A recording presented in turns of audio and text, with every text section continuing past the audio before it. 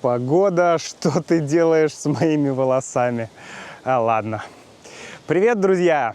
С вами Макс, и это канал «Русский с Максом». Канал для тех, кто изучает русский. Я нахожусь во Флорианополисе, Бразилия.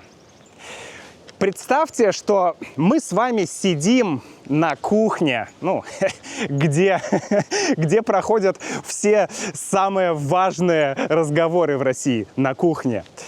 Представьте, что мы с вами сидим на кухне, пьем чай или водку, и вы меня спрашиваете: Макс, ну рассказывай, как тебе Бразилия? Как тебе Бразилия? Тебе понравилось в Бразилии?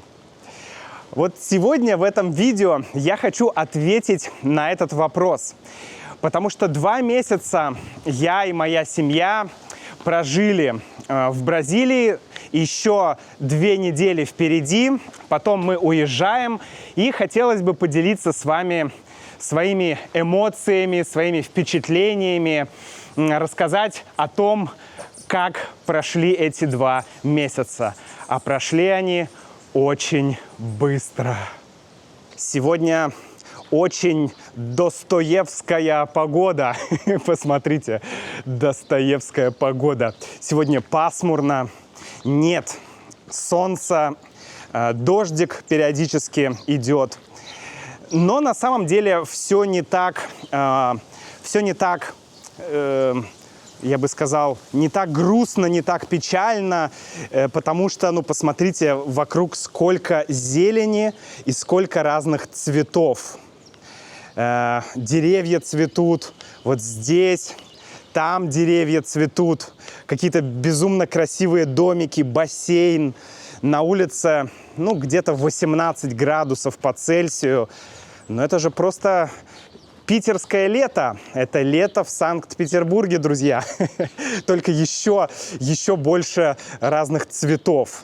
Там вообще в Питере немного цветов, особенно на деревьях. А здесь просто огромное количество разных цветов. Кстати, смотрите, здесь туканы. Здесь сидят туканы. Видите, эта птица, по-моему, она называется тукан, да? Я видел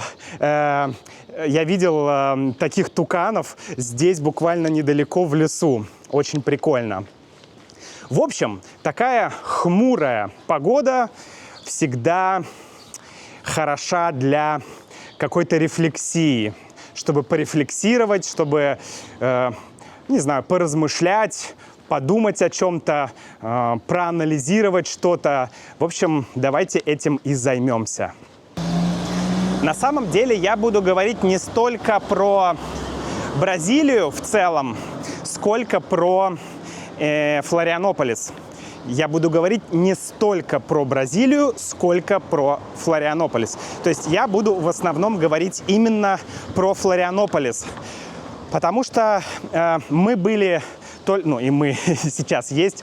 Мы были в штате Санта-Катарина только, да, мы были только в этом штате. Мы не ездили никуда в другие города, в другие штаты. Мы были в нескольких городках здесь рядом, и мы были в одном городе, который называется Бальнеариу Камбориу, по-моему, так. Простите, друзья, за мое ужасное произношение.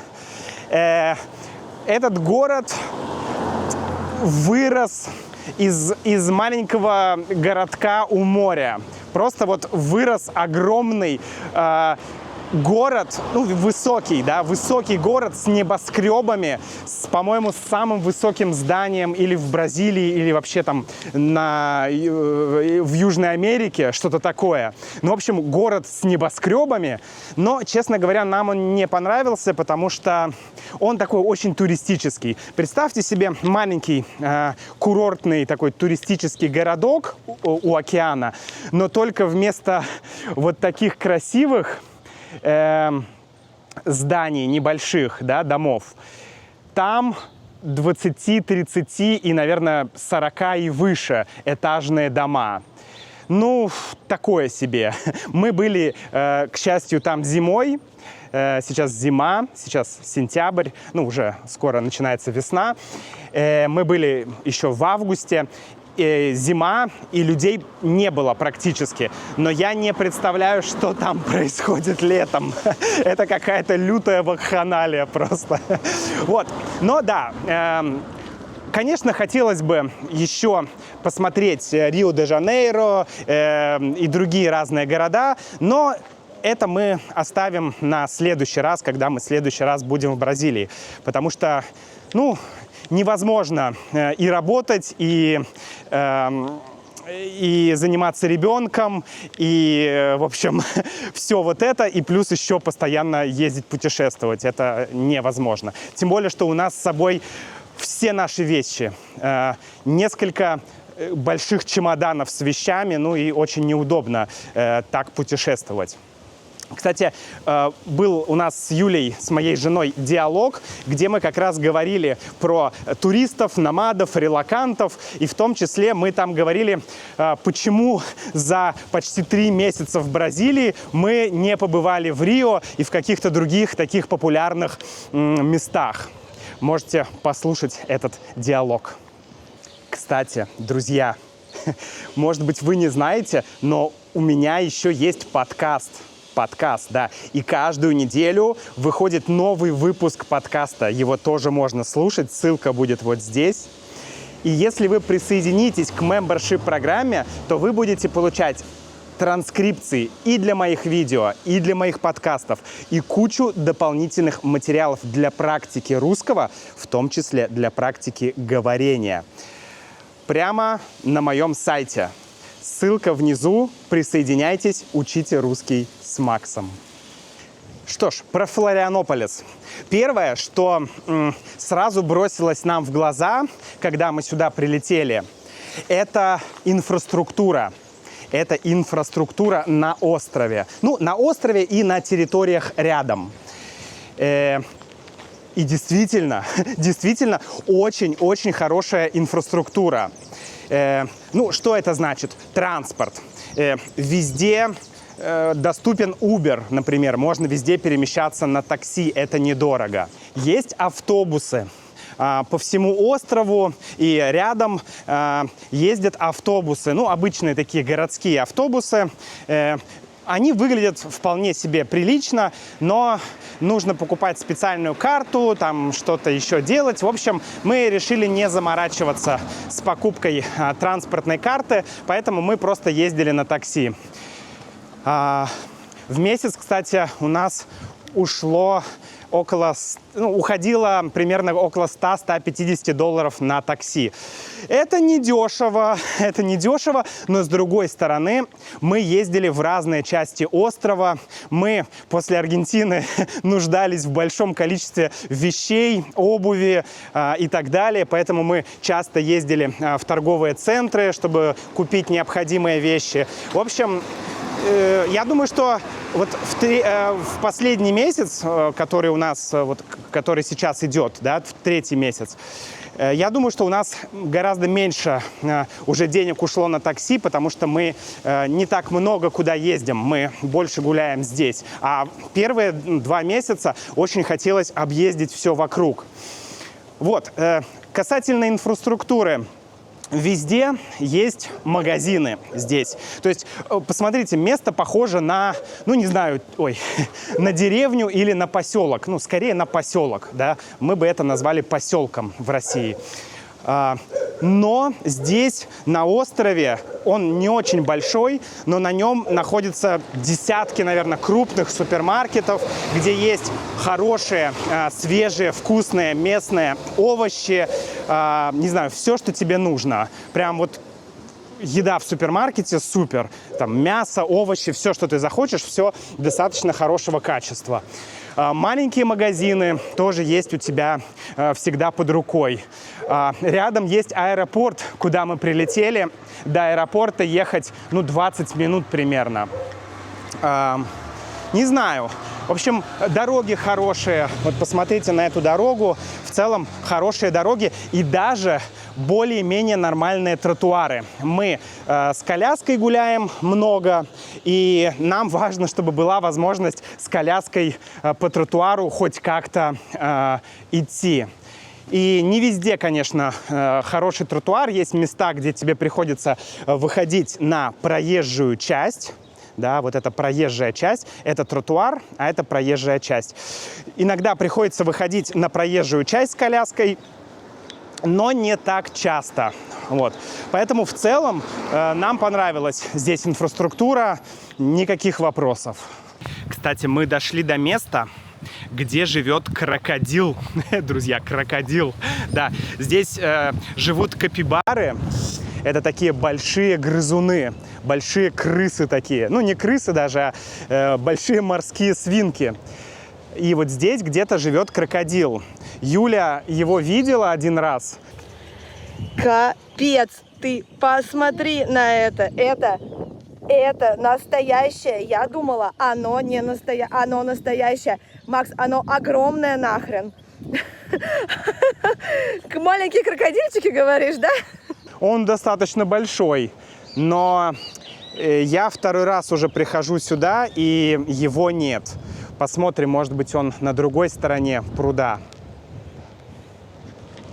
Нет, сегодня нету ни капибар, ни крокодила. Видимо, дождь, ветрено, и поэтому они все где-то пережидают непогоду.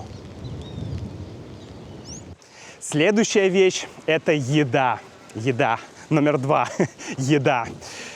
Ну, здесь просто можно отдельное видео снять про еду, потому что еда в Бразилии просто фантастическая. Это касается просто продуктов, как я уже говорил, в супермаркете. Ты идешь в супермаркет, и ты можешь купить все. И многие продукты хорошего качества. Конечно, лучше овощи, фрукты, там, рыбу свежую покупать где-то на рынках, но все равно даже в супермаркете ты можешь себе купить все, что нужно, чтобы относительно здорово питаться. Поэтому класс. Продукты очень хорошие, много разных сыров. Очень много, просто невообразимое количество фруктов. Ну, понятно, Бразилия, наверное, одна из самых фруктовых стран вообще в мире. Очень много фруктов, которые я никогда не видел, никогда не пробовал, о которых я даже не слышал. Вот, поэтому продукты в магазинах отличные, большой выбор и цены. Цены ниже, чем в Аргентине в среднем, а качество продуктов мне показалось, многие продукты качество лучше качества. И точно гораздо шире ассортимент. То есть ты можешь купить десятки, не знаю, видов, можешь выбрать из десятков вида разного хлеба, например, или там йогуртов, сыров, все что угодно. То есть огромный выбор всего.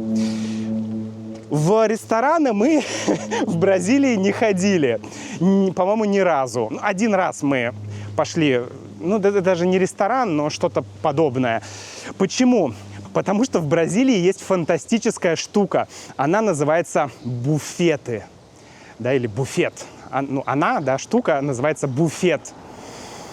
Буфеты – это, либо какие-то типа как ресторанчики, отдельное здание, либо это просто секция на фудкорте в торговом центре, где ты можешь сам взять себе еду, какую хочешь, и ты платишь в зависимости от веса.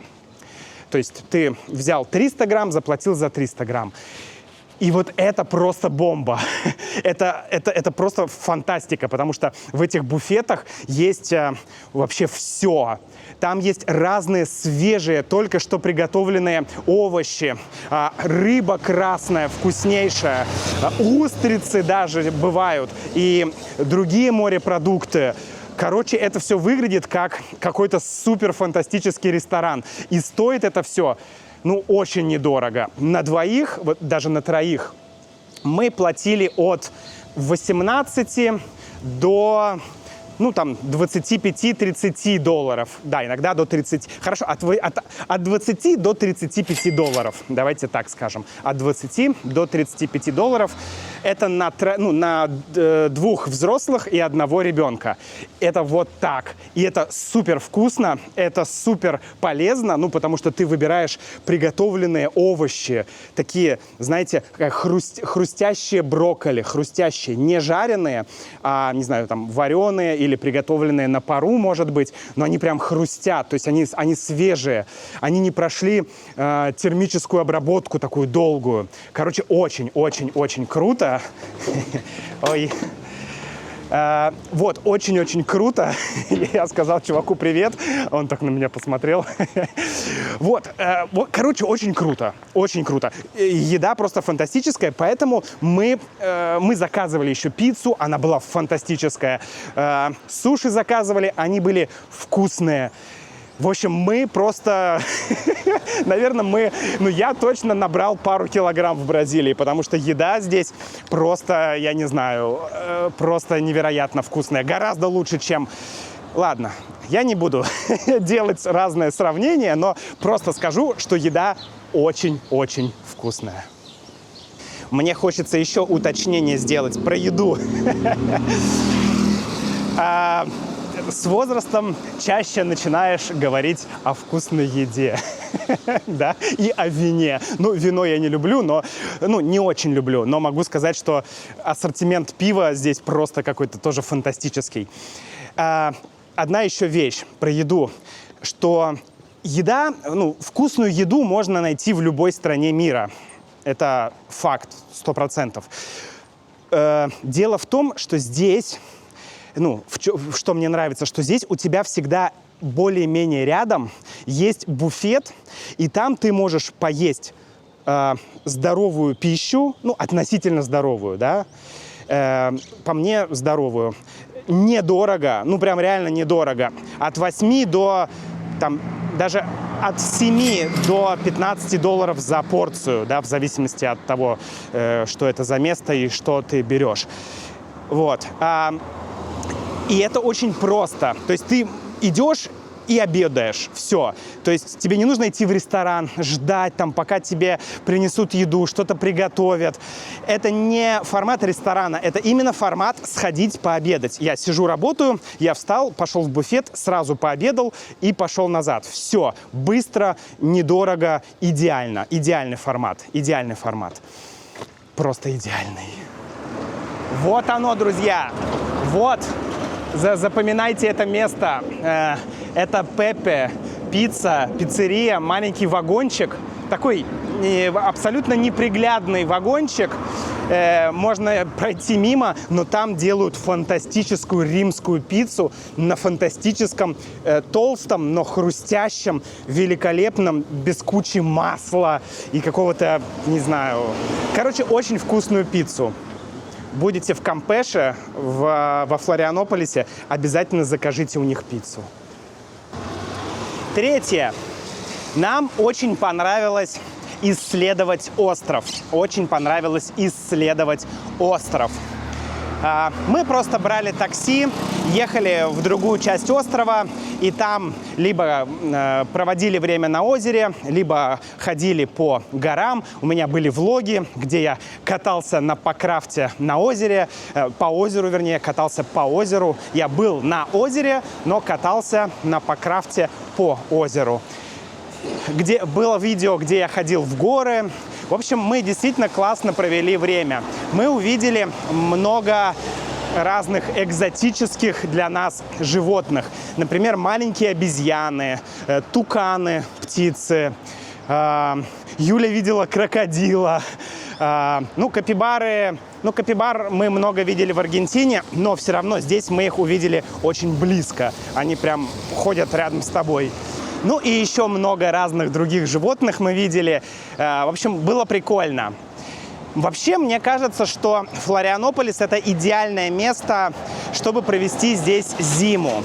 Потому что мы купались в океане, купались в бассейне, вода прохладная, но в целом норм. Но нет людей, большого количества людей.